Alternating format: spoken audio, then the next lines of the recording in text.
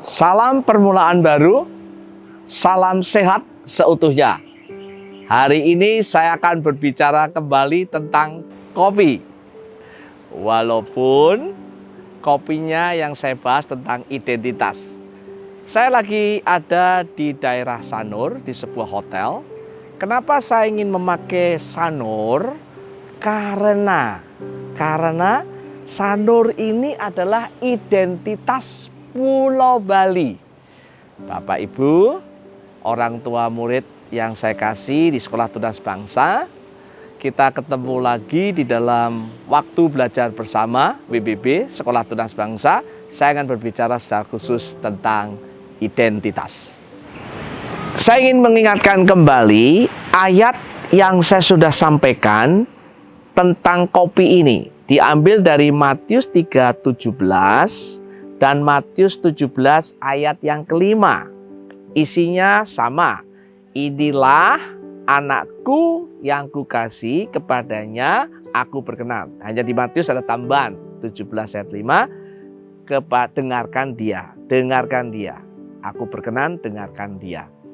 Berbicara tentang kopi, Tuhan Yesus membutuhkan Allah Bapa untuk menguatkan.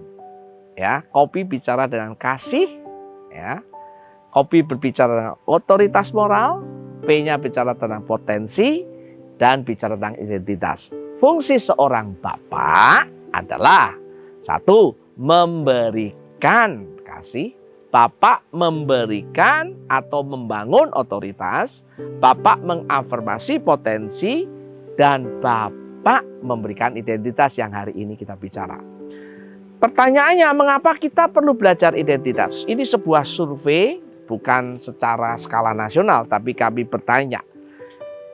Survei tentang keluarga yang Kristen, orang percaya, dan survei terhadap orang yang non-Kristen. Ternyata ini menarik. Mereka punya kesamaan. Kesamaannya apa? Bahwa seks sebelum nikah itu sesuatu yang biasa. Kejujuran itu sesuatu yang sulit. Tidak jujur itu lumrahlah. Uang itu segala-galanya. Di sebuah keluarga tentang perceraian itu sesuatu yang umum katanya. Saudara bisa bayangkan dunia dan orang Kristen sama. Anak-anak muda ditanyain, apa yang menjadi sesuatu yang kau berhargai, yang kau senangi? Anak muda berkata, saya suka makan, suka mobil mewah, ya barang-barang mewah, hobi. Sedangkan Tuhan Yesus mengasihi, mengampuni, melayani. Nah, saudara bisa bayangkan ada sebuah identitas yang kontra. Karena itulah kita mau mengingatkan betapa pentingnya identitas. Di dalam proses kita belajar identitas, kita akan belajar tentang 3 hal. Yang pertama, kita akan belajar tentang mengatasi kebingungan identitas sehingga kita sama dengan identitas dunia. Yang kedua, mengetahui identitas utama kita dan mengetahui identitas yang sekunder. Tahukah Bapak Ibu, kita sebagai orang tua di Sekolah Tunas Bangsa ini kita berdoa. Kita sedang menghadapi sebuah kultur dunia global yang begitu mengerikan, yang begitu berlawanan dengan kultur kerajaan Allah. Makanya kami berbicara tentang identitas ini ingin membuat kultur tandingan, budaya tandingan. Budaya global harus ada budaya tandingan.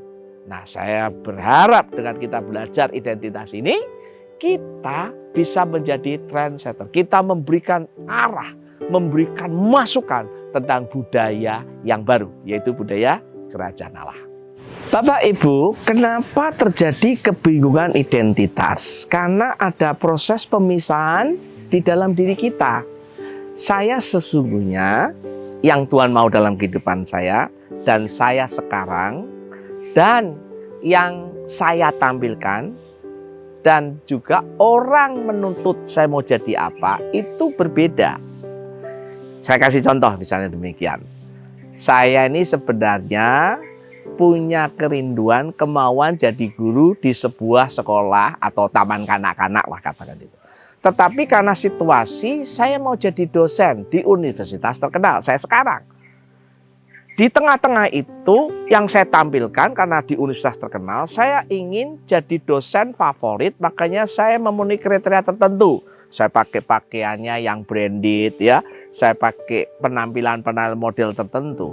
Yang lebih mengerikan sekali, lingkungan saya menuntut. Tidak salah saya belajar tentang teknologi, saya belajar tentang skill atau kepandaian, tetapi orang lain mengontrol saya sehingga saya menjadi dosen yang stylish, dosen yang sangat pengen terkenal karena tuntutan orang lain. Nah, ini terjadi pemisahan yang mengerikan menurut saya. Jika saya sesungguhnya yang Tuhan mau dan saya sekarang itu perbedaannya banyak, lebar, saya akan kehilangan otentik, keunikan saya. Kalau saya sesungguhnya dengan yang saya tampilkan terjadi jarak yang luar biasa, saya kehilangan jati diri. Bahkan saya terjebak dengan topeng. Bukan hanya topeng, saya tidak murni, saya tidak percaya diri. Yang lebih mengerikan, saya dengan yang orang tuntut itu bedanya jauh. Akhirnya saya apa? Saya akan menjadi orang yang dikontrol dengan perkataan, keinginan orang lain.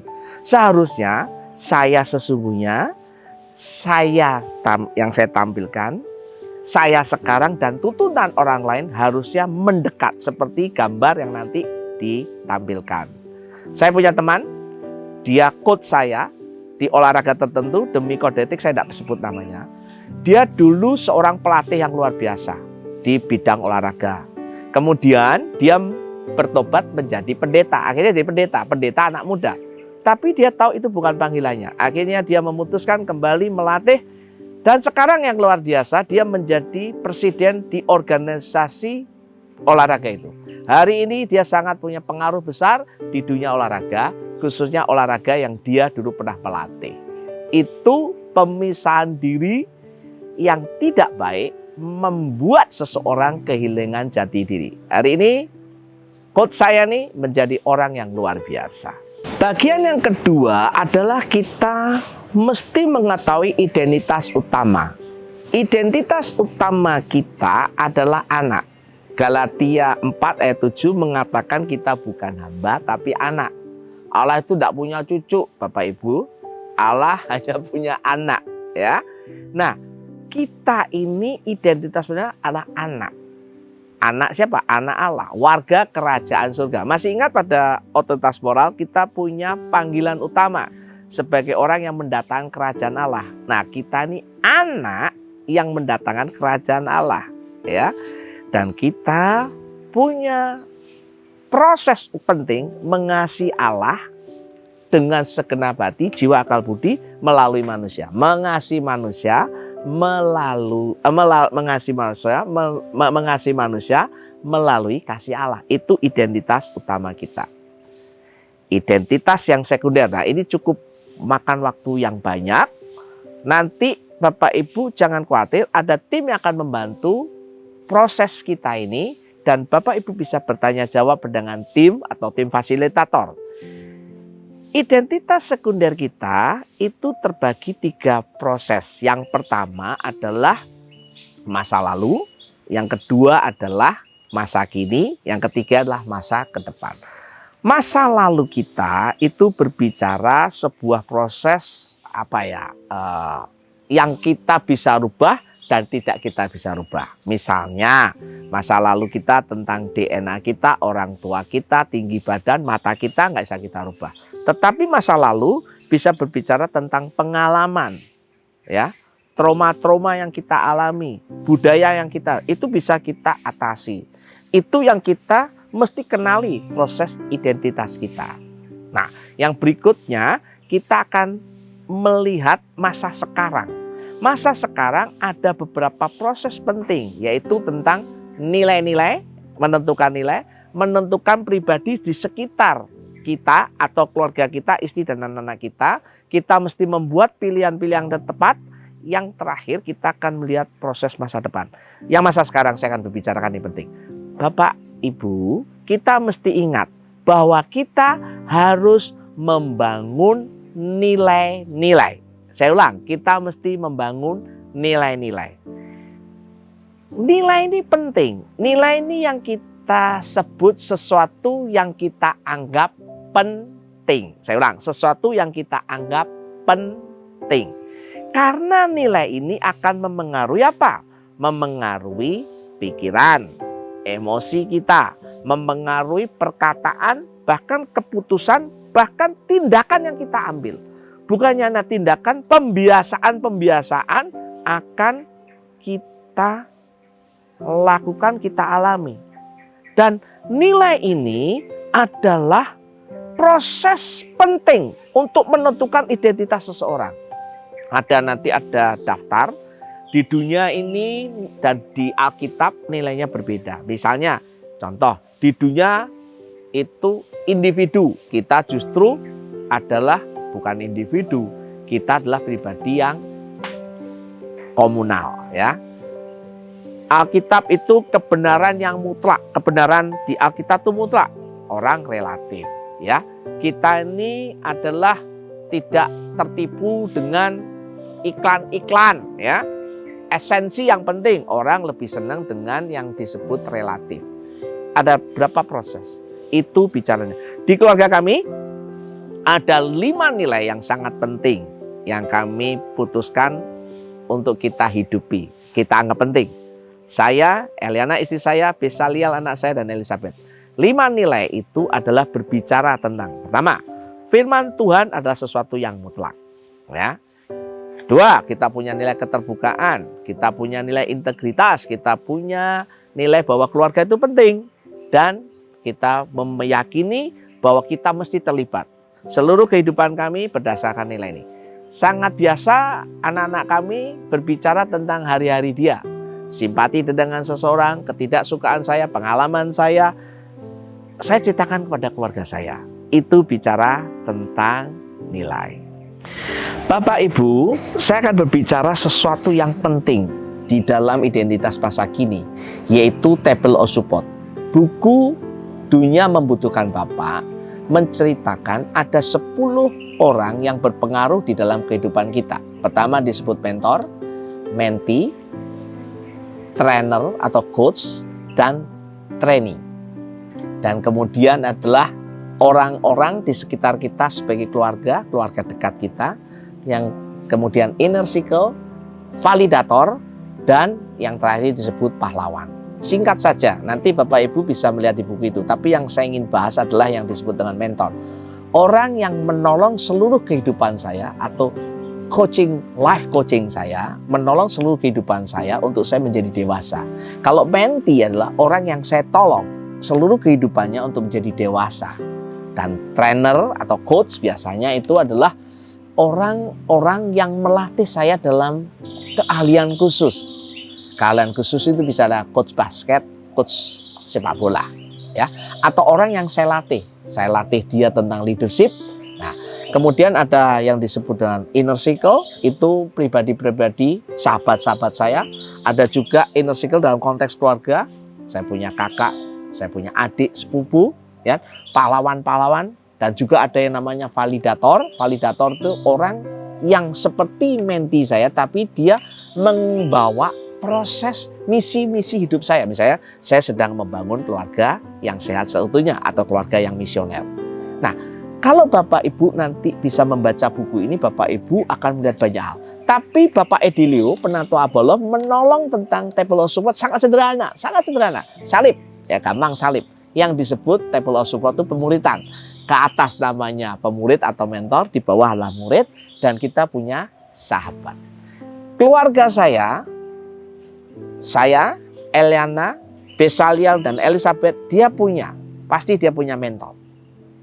Dia punya sahabat, walaupun memang sulit mencarinya, dia punya orang yang harus dia mentor atau dia punya murid. Saya lagi membantu proses ini.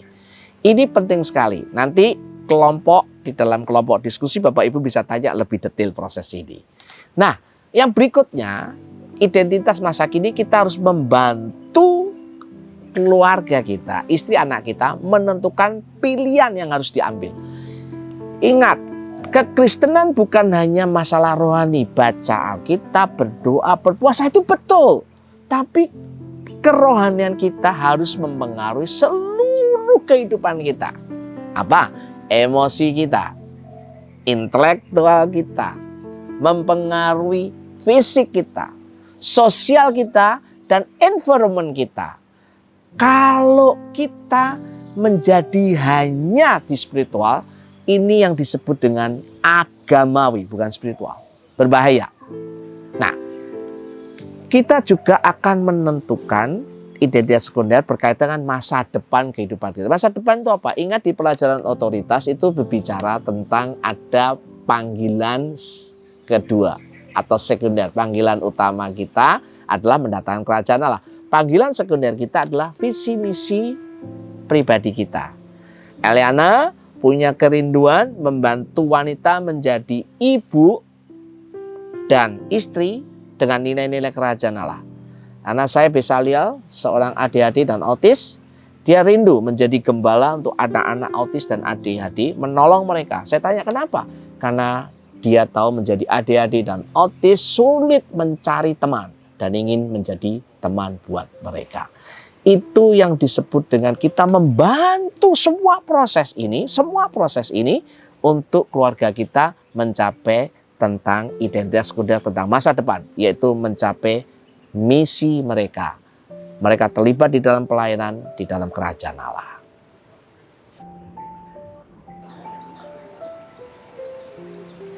Bapak Ibu, apa yang saya bisa simpulkan tentang proses identitas ini?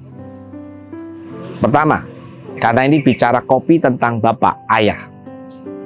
Bapak atau ayah, pastikan Anda mendengar ini. Kalau hari ini yang datang hanya ibu, pastikan bapak ibu-ibu menolong untuk ayah bisa melihat di upload video kita di YouTube tentang proses kesimpulan ini. Kesimpulan pertama, ayah harus membantu mengatasi kebingungan identitas.